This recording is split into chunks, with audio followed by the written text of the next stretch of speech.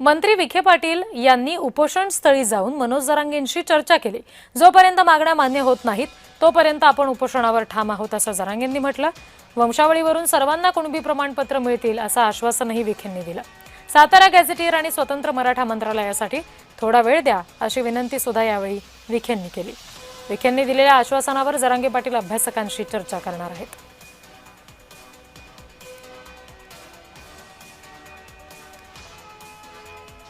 अभ्यासकीचं तू पण बसत ठेवले ती पुढे स्थगित करा म्हणून तुमचा कधी सवलीत बसा।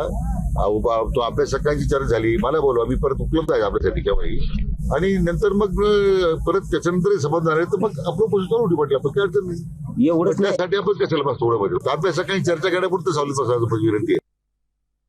एवढंच नाही ऐकणार, तुमचं पुढचं सगळं ऐका बस का। सांग मला गुरु लागलं तर तुम्हाला चटके लागतील आणि कल्याण सगळं ऐका। ते पाटील साहेबाला आम्ही वैयक्तिक चर्चा करताना सुद्धा सांगितलं, मी उन्हात पुरवलं तर चटके तुम्हाला बसतील, लेकरांचं कल्याण होईल समाजाचं, कारण ते हक्काचं आहे, कोणाच हिसकून नाही गेलो, ओबीसीला धक्का न लागता आहे। तर विखे पाटील आणि जरांगे यांच्यामध्ये झालेली ही चर्चा आपण बघितली। जोपर्यंत मागण्या मान्य होत नाहीत तोपर्यंत उपोषणाच्या भूमिकेवर ठाम असल्याचं जरांगेंनी सांगितलेलं आहे।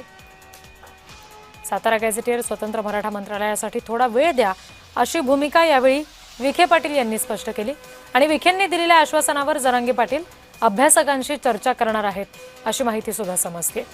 ज्या ठिकाणी जरांगे उपोषण करतायत तिथे विखेंनी जरांगेंची भेट घेतली।